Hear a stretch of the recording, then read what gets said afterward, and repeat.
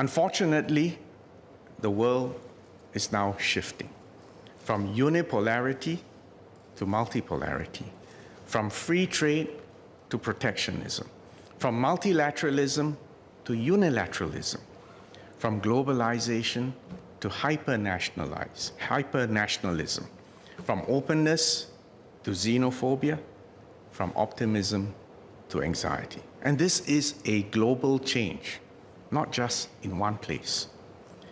The big powers are taking a narrower view of their national interests, and they're adopting a more transactional, and frankly, sometimes even a more coercive approach.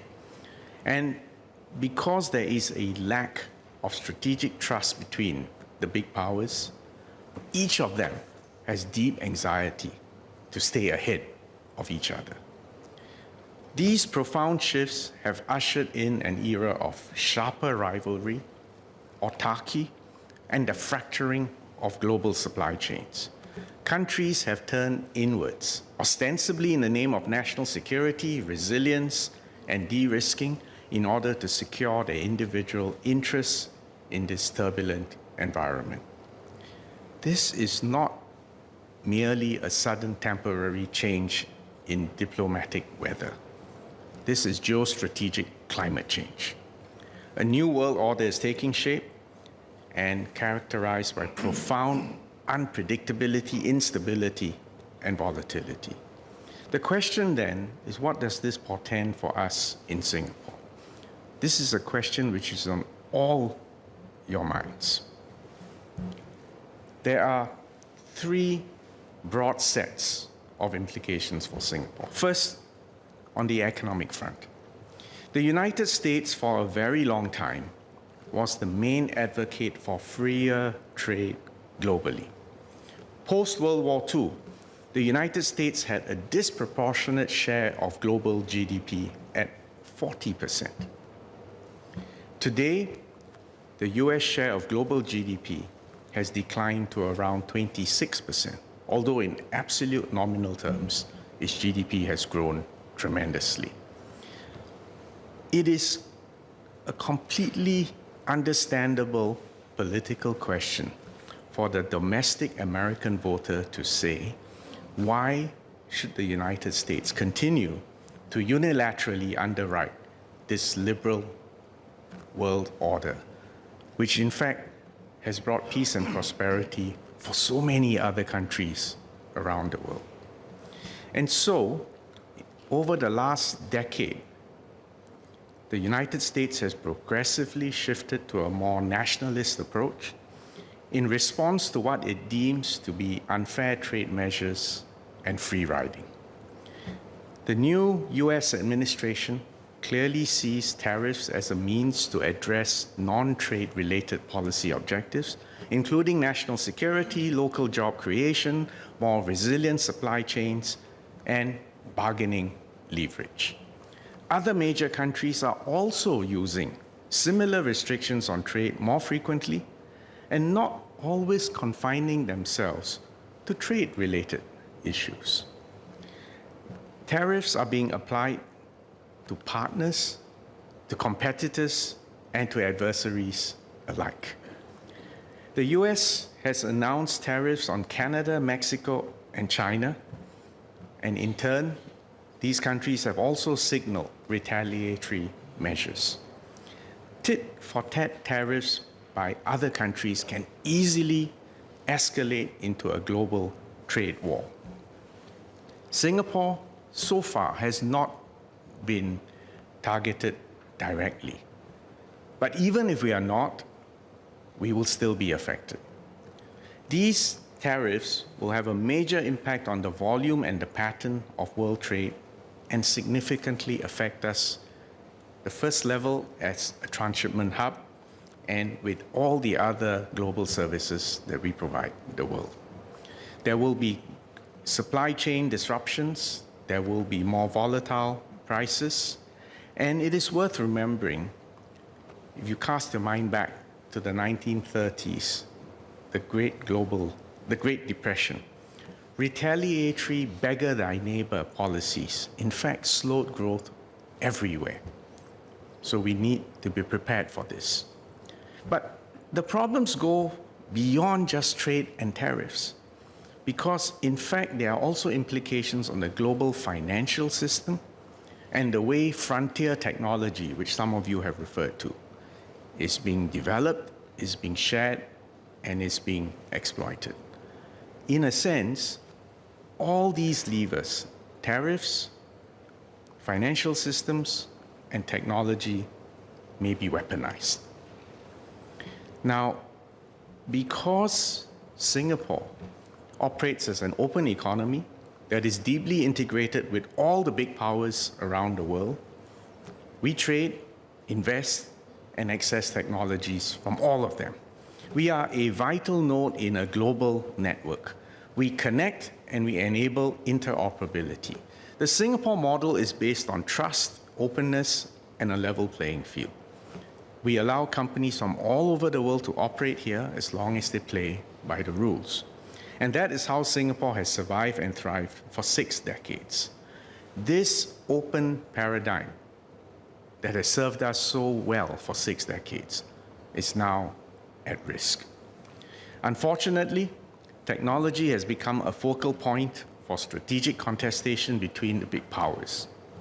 And as countries bid to stay ahead, several have imposed restrictions and export controls on semiconductor chips, critical minerals, and on data.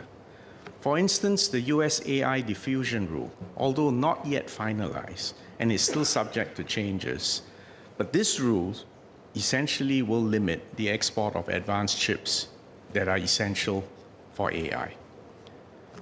China's retaliatory restrictions on its own exports of critical minerals to the US will also disrupt supply chains, raise production costs, and have an impact on global R&D and innovation. And amidst the heightened scrutiny over advanced technology, Singapore may be criticized for working with or hosting companies and officials from one side or the other, or both. There will be centrifugal pressure from all sides that will make it increasingly hard for us to operate, and it will threaten our raison d'etre as an open hub.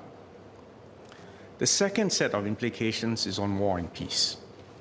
The Russia-Ukraine war has now entered its 4th year. In its immediate aftermath, global energy and food prices surged, and this worsened global inflation in 2022. Russia cited historical errors and crazy decisions to justify an invasion and to annex territory of its smaller neighbor. As a tiny city-state that has been independent for only 60 years, this immediately rang alarm bells for us in Singapore. I have known the Russian foreign minister for quite a long time, so we have very open conversations. And in 2022, I explained to him that because of Singapore's circumstances, we had to uphold the principles of sovereign equality and territorial integrity. Similarly, I had a telephone conversation with my counterpart from Ukraine, Andriy Sybiha, last week. I asked him about the war, not about the details, the operational details, but about why this was happening. And he told me, and I'm paraphrasing, that this war is about his country's sovereignty, his country's territorial integrity, and freedom to choose how to organize a society and to have a closer strategic relationship with Europe. And then for good measure, he added laconically, and our critical minerals. Both Russia and Ukraine, and I've taken pains to emphasize that in all my interactions with the foreign ministers, know that Singapore is upholding principles and we're not taking sides. The Europeans and Americans initially responded forcefully to defend Ukraine and to isolate Russia. But recent pronouncements and actions by the new US administration, most recently the dramatic live video from the Oval Office, have dramatically underlined a change in long-standing US policy. It is now clear that the transatlantic relationship is under severe strain, and NATO members are now seriously and urgently rethinking their strategic and security situation and their policy options. In fact, meetings are going on even now as we speak. And cast your mind one more step. After the failure of the security guarantees for Ukraine that were given in 1994 in exchange for giving up its nuclear weapons, after what has happened to Ukraine, I doubt any current nuclear or proto-nuclear weapon state will ever give up its nuclear option. And all this makes for a much more dangerous world.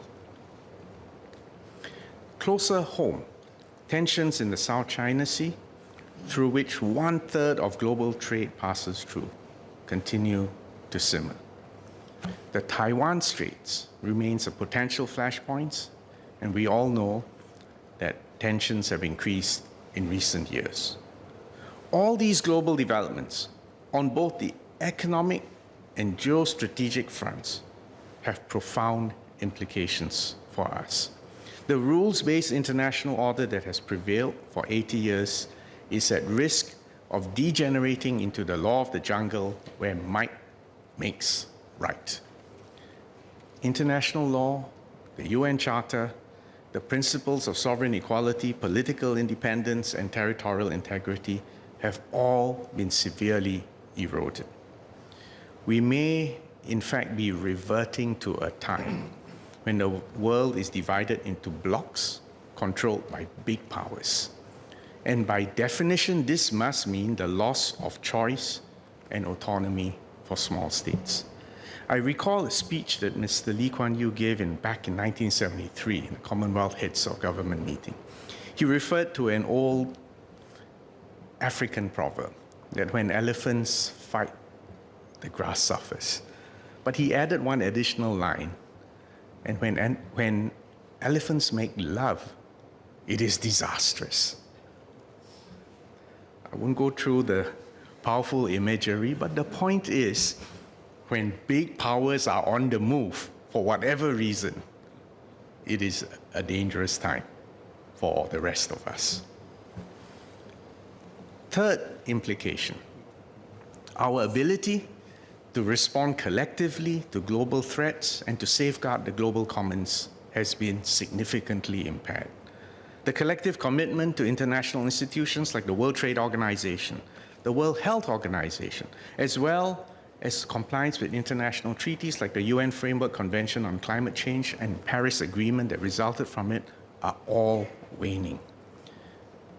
Imagine, is the world today in a better state to deal with another pandemic, given a severely weakened WHO? And how are we going to respond to climate change if we don't have the institutions and the processes to protect the global commons?